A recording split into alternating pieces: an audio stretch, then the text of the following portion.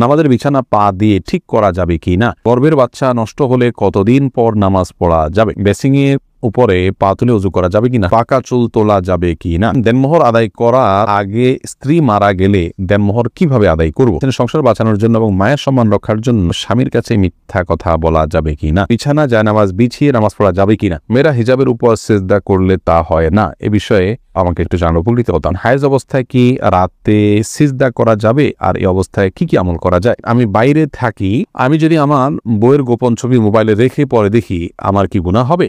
কাজী ছাড়া দুজন কালিমা পড়ে বিয়ে করে বিবাহ হবে কিনা? অন্তরে কুচিন্তা আসে এবং আমলের ইয়া আসে, আমাকে পরামর্শ দেন প্লিজ। নামাজ পড়ার মধ্যে হাত দিয়ে মাথা চুলকায় বা যে কোনো জায়গায় হাত দেয়, সেটা করলে কি নামাজ হবে? মেয়েরা ফর্সা হওয়ার জন্য কোনো ক্রিম নিতে পারবে কি না? প্রিয় দর্শক, আপনাদের যে সমস্ত প্রশ্ন ইতিমধ্যে আমাদের কাছে চলে এসেছে, আমরা সে সমস্ত প্রশ্ন উত্তর দেওয়া শুরু করছি ইনশাআল্লাহ। সাইফুর রহমান সিয়াম জানতে চেয়েছেন, পাকা চুল তোলা যাবে কি না? পাকা চুল আপনার একটা বা দুইটা হয়, সেটা তোলা উচিত নয়। কোনো কোনো হাদিসে সেটি নিষিদ্ধ রয়েছে। বিশেষ করে নিজের বয়স লুকানোর জন্য অনেকেই কাজটি করে থাকেন, এটি না করাই উচিত। নীলুফার ইয়াসমিন মাইশা আপনি জানতে চেয়েছেন, সম্প্রতি একটা মাদ্রাসায় পড়া বোনের কাছ থেকে শুনেছি মেয়েরা হিজাবের উপর সেজদা করলে তা হয় না, এ বিষয়ে আমাকে একটু জানানো উপকৃত হতাম। বোন, এটি ভুল কথা। যদি কেউ বলে থাকেন যে হিজাবের উপর সেজদা করলে সেজদা হবে না, কপালের উপরে হিজাব থাকলে সেখানে সেজদা করলে সেজদা আদায় হবে, কোনো অসুবিধা নেই। কোথাও নিষেধ নেই করা দিয়েছে যে কপালের উপরে কাপড় থাকলে সেজদা হবে না। তবে মুখমণ্ডল ঢেকে সেজদা করা উচিত নয় সাধারণ অবস্থায়। যেখানে অন্য কোনো পরপুরুষ নেই, সেখানে আপনি মুখমণ্ডল না ঢেকে ওটা খুলে সেজদা করতে হবে। হাদিসে স্পষ্টভাবে মুখমণ্ডল ঢেকে সিজদা করার পর নিষেধাজ্ঞা রয়েছে। জান্নাতুল নাইম জানতে চেয়েছেন, হায়েজ অবস্থায় কি রাতে সিজদা করা যাবে? আর এই অবস্থায় কি কি আমল করা যায়? মাসিক অবস্থায় মেয়েরা সিজদা দিবেন না, ৫ ওয়াক্ত নামাজ পড়বেন না, বা কোনো নামাজ পড়বেন না, কোরআন স্পর্শ করবেন না এবং তওয়াফ করবেন না। এছাড়া রোজা রাখবেন না, স্বামী সহবাস করবেন না। এছাড়া যে কোনো কাজ তারা করছেন, দোয়া, দুরূদ, ইস্তেগফার, আল্লাহর কাছে প্রার্থনা, ইসলামের বই পুস্তক পড়ায়, সব কাজগুলো তারা করতে পারবেন, কোনো সমস্যা নেই। আব্দুল মান্নান জানতে চেয়েছেন, আমি বাইরে থাকি, আমি যদি আমার বইয়ের গোপন ছবি মোবাইলে রেখে পরে দেখি, আমার কি গুনাহ হবে?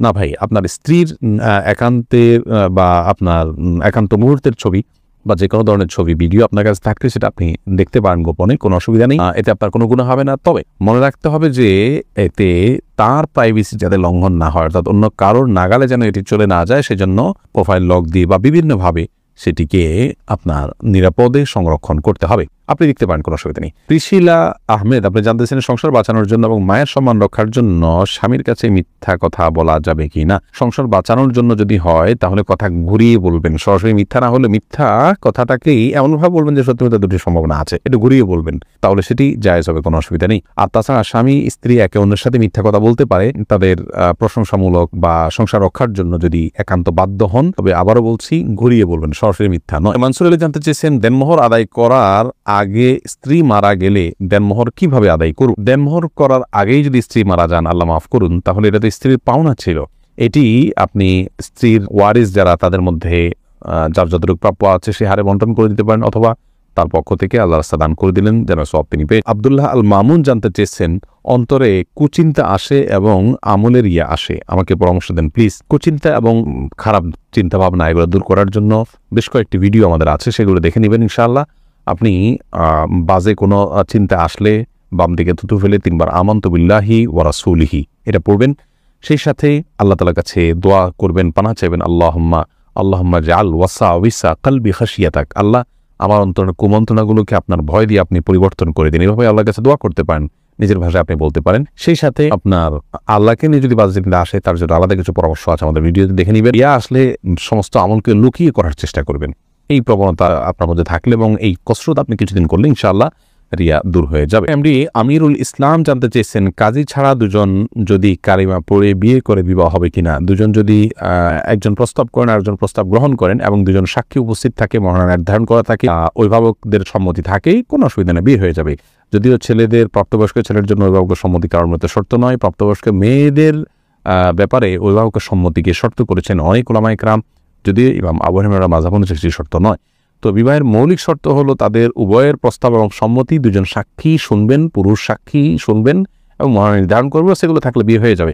কাজী এটা বিয়ের জন্য আবশ্যক নয়, কাজী ছাড়াও বিয়ে হতে পারে। রেবা তরফদার আপনি জানতে চেয়েছেন, কুড়িয়ে পাওয়া নবজাতক শিশু নিজ সন্তানের মতো প্রতিপালনের ক্ষেত্রে তার পিতামাতার নাম কি নিজেদেরটাই ব্যবহার করতে পারবো, নইলে তার স্কুলে ভর্তি আইডি বিভিন্ন ক্ষেত্রে সমস্যা দেখা দিবে, সমাজে সে তো প্রতিটি ক্ষেত্রে হেয় প্রতিপন্ন হবে। খুবই চিন্তা আছে, আশা করি সঠিক নির্দেশনা পাবো। বন্ধু রাবেয়া, যদি কুড়িয়ে পাওয়া হয় এবং তার বাবা মাকে কোনোভাবেই খুঁজে বের করানো হয়, আজকাল ডিএনএ বিভিন্নভাবে হয়তো খুঁজে পাওয়ার স্কোপ থাকতে পারে, যদি থাকে তাহলে সে চেষ্টা করতে হবে। যদি কোনোভাবে তার বাবা মা খুঁজে পাওয়া না যায়, তাহলে সেক্ষেত্রে আপনার ওই শিশুকে যারা লালন পালন করছেন তার জীবনের তার লাইফ যাতে সহজভাবে চলতে পারে সেটার সুবিধার্থে তাদের বাবা মা ঘরে তাদের নাম তারা উল্লেখ করতে পারেন, অসুবিধা নেই। লালন পালনকারী ব্যক্তিকে বাবা মার ঘরে নাম উল্লেখ করলেও প্রকৃত ঘটনাকে তারা লুকানোর চেষ্টা করবেন না, সেটি যেন সবাই জানে, সন্তান জানে যে তার বাবা মা ভিন্ন কেউ। বাকি তার সুবিধার দিকে লক্ষ্য করে রূপক অর্থে নিজেদেরকে বাবা মা হিসাবে পেশ করতে পারে। তাহিদুল ইসলাম পলাশ জানতে চেয়েছেন, নামাজ পড়ার মধ্যে হাত দিয়ে মাথা চুলকায় বা যে কোনো জায়গায় হাত দেয়, সেটা করলে কি নামাজ হবে?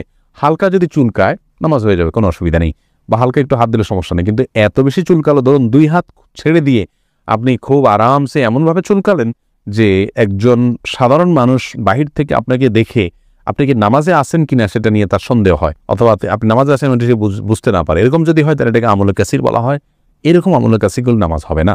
আর যদি হাইয়া আছে, নামাজের রূপ আছে, আপনি সেই রকম ইয়ের মধ্যেই আছেন, নামাজের অবস্থার মধ্যেই আপনি আছেন, বোঝা যায় যে আপনি নামাজে আছেন, সে অবস্থা বজায় রেখে ধরুন হাতে একটা বাধা আছে আর একটা দিয়ে হালকা একটু চুলকালেন, মানুষ দেখলে বুঝতে পারতেছে যে আপনি নামাজে আছেন, আপনার ভাবভঙ্গি বাধাটা বোঝা যাচ্ছে। এরকম যদি হয় তাহলে এটুকু চুলকালে কোনো অসুবিধা হবে না, জায়েজ হবে।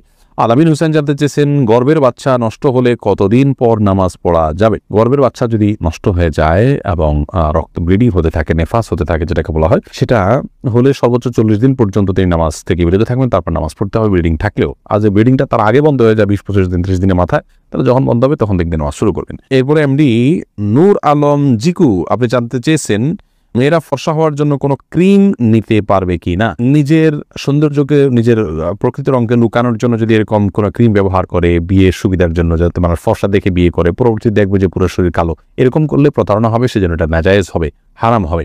আর এমনিতে নিজের রূপচর্চার অংশ হিসাবে যদি তিনি করেন, এখানে কাউকে প্রতারণা করার কোনো স্কোপই নেই। ধরুন বিয়ে হয়ে গেছে কথার কথা, অথবা বিয়ের এখনো আলোচনাই নেই, তো এই জায়গা থেকে জাস্ট নিজেকে সুন্দর হিসাবে প্রকাশ করার জন্য করছেন, তাহলে সেক্ষেত্রে এটা করতে পারেন। আর যদি এখানে ব্যাপক পরিবর্তন হয়, অর্থাৎ গোটা রংটাই টোটাল চেঞ্জ হয়ে যায়, তাহলে সেটা জায়েজ নাই, কারণ লা তাবদিলা লিখালকিল্লাহ, আল্লাহর সৃষ্টিতে পরিবর্তন করা জায়েজ নাই।